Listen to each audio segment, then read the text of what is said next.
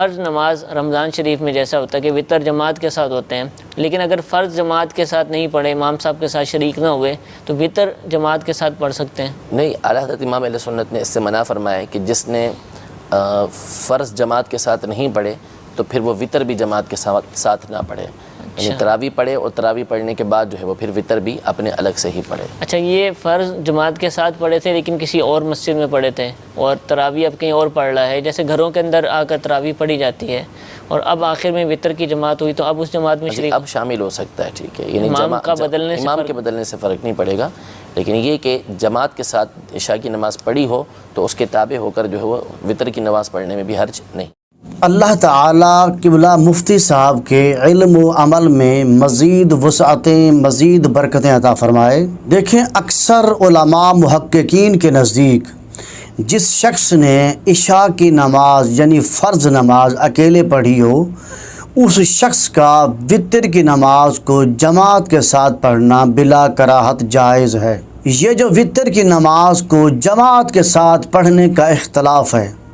اصل میں یہ اختلاف ایک اور اختلاف پر مبنی ہے۔ وہ یہ ہے کہ آیا رمضان میں وتر کی جماعت عشاء کی جماعت کے تابع ہے یا تراویح کی جماعت کے تابع ہے؟ اور صحیح یہی ہے کہ وتر فی نفس ہی عشاء کے تابع ہیں، لیکن وتر کی جماعت کا مسنون ہونا تراویح کی جماعت کے سنت کے تابع ہیں، کیونکہ اگر وتر کی جماعت عشاء کی جماعت کے تابع ہوتے تو ہم سارا سال وتر کو بھی جماعت کے ساتھ پڑھتے جیسے ہم فرض کی نماز جماعت کے ساتھ پڑھتے ہیں، لیکن ہم سارا سال وتر کی نماز کو جماعت کے ساتھ نہیں پڑھتے سوائے رمضان مبارک کے۔ تو اس سے معلوم ہوا کہ وتر کی جماعت کا مسنون ہونا عشاء کی فرض نماز کے تابع نہیں ہے، بلکہ وتر کی جماعت کا مسنون ہونا تراویح کے مسنون ہونے کے تابع ہے۔ اور اسی طرح حدیث میں بھی آیا ہے کہ رسول اللہ صلی اللہ علیہ وسلم رمضان مبارک میں 3 رات آپ نے تراویح پڑھائی اور تینوں راتوں میں وتر کو جماعت کے ساتھ پڑھایا۔ اور اسی طرح سیدنا حضرت فاروق اعظم رضی اللہ تعالیٰ عنہ،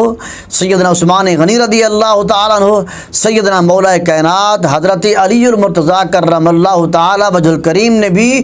وتر کو جماعت کے ساتھ پڑھاتے تھے۔ اور علامہ شامی نے بھی لکھا ہے، وہ لکھتے ہیں کہ یقینی طور پر جو بات ظاہر ہے وہ یہ ہے کہ وتر کی جماعت تراویح کی جماعت کے تابع ہے،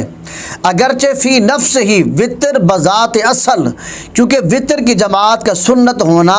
آثار کی روشنی میں تراویح کے تابع ہے۔ اور یہ تقریر علامہ ابن عابدین شامی رحمۃ اللہ علیہ کی ہے، رد المحتار جلد نمبر 1 صفحہ نمبر 663۔ اور اسی طرح تفہیم المسائل کی پہلی جلد میں پروفیسر مفتی اعظم پاکستان مفتی منیب الرحمان لکھتے ہیں، صفحہ نمبر 135 جلد نمبر 1 تفہیم المسائل، آپ لکھتے ہیں کہ نمازی کو چاہیے کہ مسجد میں پہنچنے کے بعد پہلے اپنی فرض نماز پوری کر لے اور پھر تراویح کی نماز کو جماعت کے ساتھ پڑھے، اس کے بعد وتر بھی جماعت کے ساتھ پڑھ سکتا ہے۔ تو ان تمام روایات کی روشنی میں خلاصہ کلام یہ ہے کہ جس شخص کی عشاء کی نماز چھوٹ گئی ہو، یعنی فرض نماز جماعت کے ساتھ نہیں پڑھے، تو وہ شخص تراویح کو جماعت کے ساتھ پڑھنے کے بعد وتر کو جماعت کے ساتھ پڑھ سکتا ہے بلا کراہت، جائز ہے۔